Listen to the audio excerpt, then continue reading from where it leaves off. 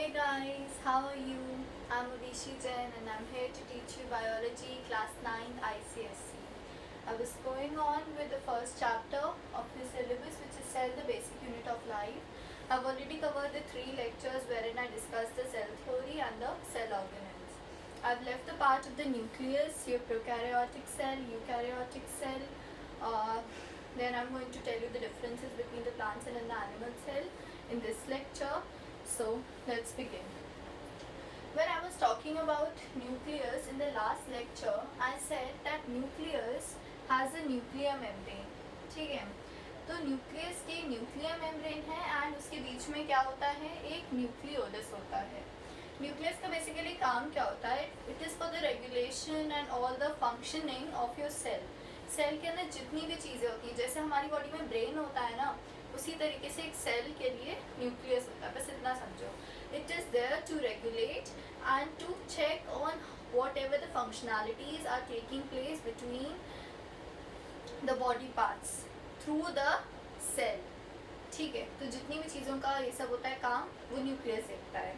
After that cell division जो होता है वो भी न्यूक्लियस के थ्रू होता है. मैं भी आपको बताऊंगी कैसे.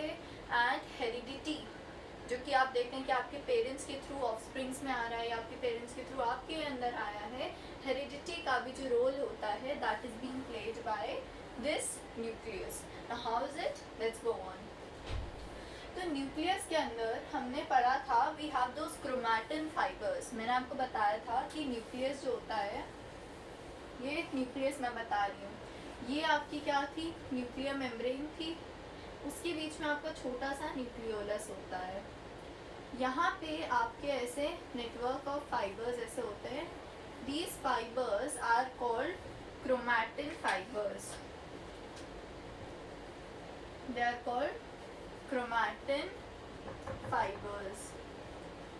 ओके, सो ये क्रोमैटिन फाइबर्स जो होते हैं, इनके अंदर क्या होता है, न्यूक्लियस के अंदर ये जो फाइबर्स होते हैं, जब सेल डिवीजन का टाइम आता है तो ये जो फाइबर्स होते हैं ये मोटे हो जाते हैं. They get thickened in their size. तो ये जब मोटे हो जाते हैं दे कन्वर्ट इनटू क्रोमोसोम्स. ये किस में कन्वर्ट हो जाते हैं? To chromosomes. ठीक है, तो क्रोमोसोम्स क्या होते हैं? देखो, ये तो आपको ऐसे थ्रेड लाइक स्ट्रक्चर दिख रहा होगा, बट क्रोमोसोम्स की आप बात करो, मैं थोड़ा सा दिखाती हूँ. आप 10th में पूरा आपको यही न्यूक्लियस के बारे में ही पढ़ना है. तो क्रोमोसोम्स ऐसे मोटे मोटे होते हैं. I can't define the shape, but मोटे मोटे स्ट्रक्चर्स होते हैं जिसके अंदर आपके जीन्स होते हैं. आपने बहुत बार सुना होगा कि जीन्स हैं. अब जीन्स होते क्या हैं? जीन्स बेसिकली देखो आपके डीएनए के बने होते हैं. अब आप डीएनए का फुल फॉर्म तो आप लोग से पूछने वाला नहीं है, वो तो आप लोग को पता ही, आप क्या सोचते हैं. बट डीएनए का फुल फॉर्म होता है deoxy ribo nucleic acid. Writing है, डीएनए का फुल फॉर्म होता है डीऑक्सी राइबो न्यूक्लिक एसिड. ठीक है, तो डीएनए किसके अंदर होता है? जीन्स के अंदर. एंड अगर आप बात करो ना कि अगर आपके पेरेंट्स के थ्रू आपके अंदर क्या चीज़ें आई, तो आप कहते हो heredity. But how is this heredity working on ना? आपके पेरेंट्स के थ्रू आपके अंदर कैसे आए? It is through these genes जिनके पास डीएनए होता है. आपके पेरेंट्स के डीएनए आपसे मैच करेगा क्योंकि उनके भी क्रोमोसोम पे वही जीन्स थे जो आपके अंदर है.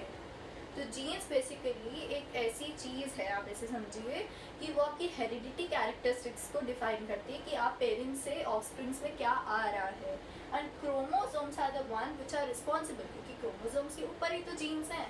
ये क्रोमोसोम है, उसके ऊपर जीन्स हैं, और उसी जीन्स के अंदर डीएनए है, तो उसी के थ्रू पेरेंट्स ऑफस्प्रिंग में पास होता है. सिंपल ऐसे याद रखना, ज़्यादा कॉम्प्लेक्स मत करना.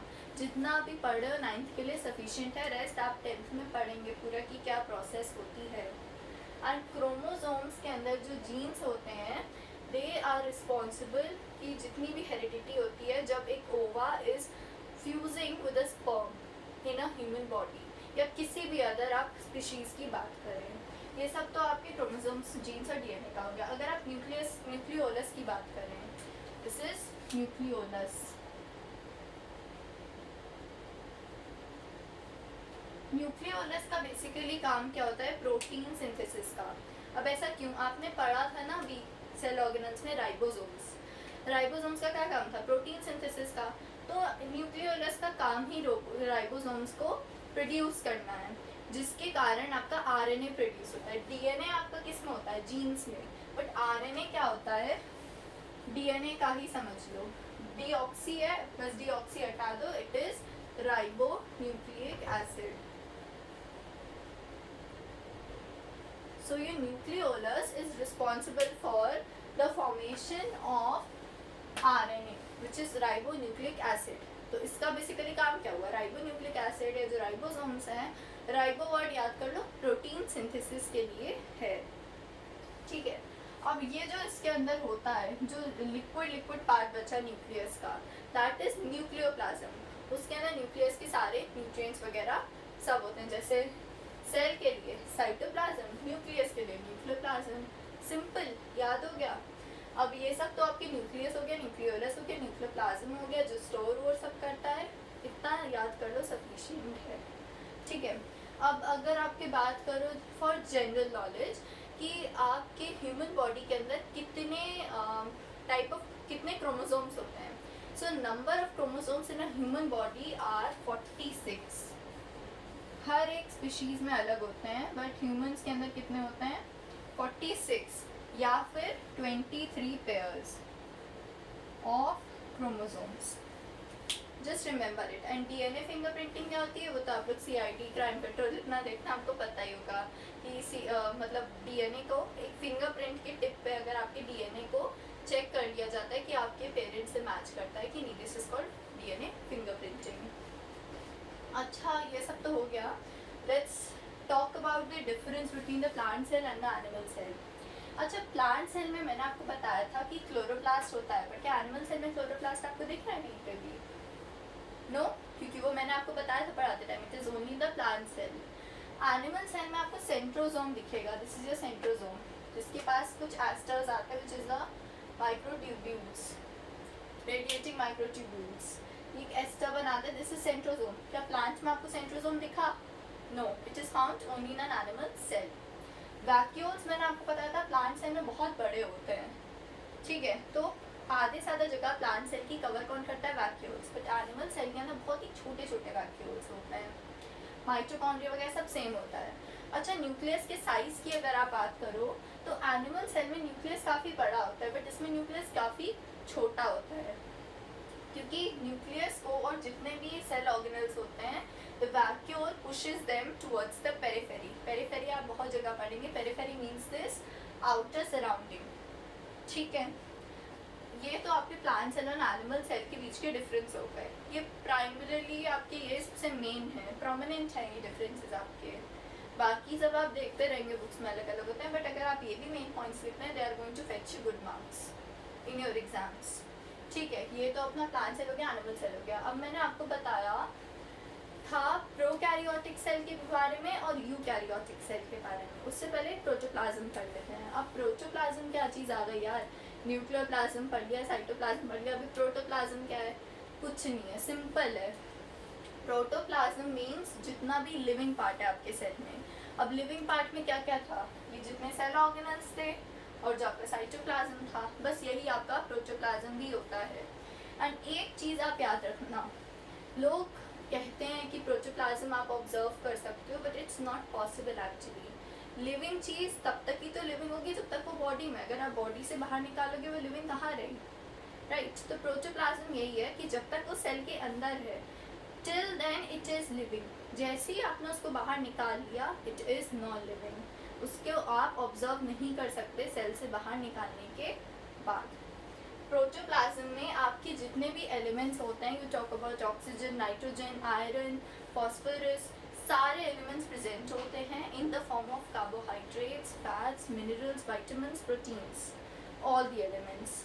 ये सब आपके प्रोटोप्लाज्म में होते हैं। So protoplasm is nothing, just protoplasm is your cytoplasm plus your cell organelles. Okay, protoplasm is just your cytoplasm plus your cell organelles.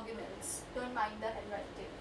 अच्छा, अगर हम बात कर रहे थे अब यूकैरियोटिक सेल की, प्रोकैरियोटिक सेल की, मैं आपको मेन पॉइंट्स बता रही हूँ जो आपके सिर्फ काम आएंगे। मैं फालतू का उड़ा नहीं रही हूँ कि आपको एक्स्ट्रा चीज़ें इतनी बता रही, बीच बीच में हाँ थोड़ी बहुत चलती हैं, जबकि 10th में भी काम आएंगी बोर्ड्स में, ठीक है। तो प्रोकैरियोटिक सेल और यूकैरियोटिक सेल की अगर आप बात करो तो प्रोकैरियोटिक में मैंने आपको बताया था वो सेल जिसके पास न्यूक्लियर मेम्ब्रेन ही नहीं है, example bacteria. But eukaryotic cell वो है जिसके पास न्यूक्लियर मेम्ब्रेन है तो, बट डबल है, ज़्यादा है। बैक्टीरिया के अलावा आप कुछ भी ले लो उसमें होता है न्यूक्लियर मेम्ब्रेन। अच्छा, मैंने आपको बताया कि न्यूक्लियस के अंदर स्पिंडल फाइबर्स होते हैं विच आर क्रोमैटिन फाइबर्स। अगर ये न्यूक्लियर मेम्ब्रेन नहीं हुई तो ये क्रोमैटिन फाइबर्स ऑब्वियस है ना कि ये साइटोप्लाज्म में ही घूमेंगे। इसने इसको कॉम्पैक्ट करके रखा कि तुम अंदर ही रहो, बट जैसे ये मेम्ब्रेन लग जाएगी, ये जितने भी फाइबर्स हैं वो तो बाहर घूमेंगे ना। तो प्रोकैरियोटिक सेल में जिसमें न्यूक्लियर मेम्ब्रेन नहीं होती है उसमें स्पिंडल फाइबर्स आपके बाहर घूमते हैं। बट यूकैरियोटिक सेल जिसमें न्यूक्लियर मेम्ब्रेन आपकी होती है ये इसके अंदर ही रहते हैं। Cell is well defined, nucleus is well defined in a eukaryotic cell, but prokaryotic cell में आपकी न्यूक्लियर मेम्ब्रेन होती नहीं है तो अच्छे से डिफाइन ही नहीं हुआ न्यूक्लियस। न्यूक्लियस तो अच्छा वही हुआ ना जिसमें सारी चीज़ें हों, है ना। अच्छा, अगर आप प्रोकैरियोटिक सेल की बात करो जिसमें न्यूक्लियर मेम्ब्रेन नहीं है उसमें एक सिंगल लेंथ होती है डीएनए की। बट यूकैरियोटिक सेल जिसके अंदर न्यूक्लियर मेम्ब्रेन होती है उसके पास मल्टीपल लेंथ्स होती हैं आपके डीएनए की। वही अगर आप सेल ऑर्गेनल्स की बात करो, अच्छा बताओ अगर इसकी न्यूक्लियर मेम्ब्रेन नहीं है, सेल थोड़ा अजीब सा नहीं हो गया, छोटा छोटा नहीं हो गया। न्यूक्लियस ही जब अच्छा नहीं है तो सेल कहाँ से अच्छा हुआ। तो उसके अंदर सेल ऑर्गेनल्स नहीं होते हैं। जिसके पास न्यूक्लियर मेम्ब्रेन नहीं है उसके पास सेल ऑर्गेनल्स नहीं है, बट जिसके पास न्यूक्लियर मेम्ब्रेन है उसके पास अच्छे खासे अमाउंट के सेल ऑर्गेनल्स हैं। एग्जाम्पल यूकैरियोटिक का यूग्लिना, ह्यूमन बॉडी का cell, they all have eukaryotic cell. And अगर आप उनकी बात करो बैक्टीरिया की, it has prokaryotic cell. Okay, so this was all about your type of cells. मैंने आपको सेल थ्योरी डिस्कस की, सेल ऑर्गेनल्स डिस्कस किए, स्ट्रक्चर डिस्कस किया, न्यूक्लियस, न्यूक्लियोल, पता नहीं कितने सारे एलिमेंट्स थे। बट एट द एंड एक सेल का काम क्या होता है? It talks about your growth, it talks about repair, reproduction, new cell आए, पुराने गए, प्लांट्स में वो पॉलिनेशन से रिलेटेड हुआ, talking about the plastids, cell division की बात की, टॉकिंग अबाउट द सेंट्रोसोम। तो हमने ऑलमोस्ट हर पार्ट का डिस्कशन किया है with the functions and with the shapes and the location. देखो मैं आपको बताती हूँ, सबसे ज़्यादा क्वेश्चन आपके पूछे क्या जाएंगे एग्जाम में, they gonna ask you about the location. Centrosome की बहुत इंपॉर्टेंट है। प्लास्टिड्स के क्या क्या आपके पिगमेंट्स हैं, क्या रोल है हर एक प्लास्टिड का, आपके जितने सेल ऑर्गेनल्स हैं द मोस्ट इंपॉर्टेंट। मैंने जितने पॉइंट्स कवर किए just jot those points and उन पे ही वर्कआउट करो। सो this was all about this chapter. You could ask your queries in the comment section. I hope you like the video and the lectures, and next I will be making the lecture on chapter flower. Okay, so let's meet in the next video. Thank you guys, bye.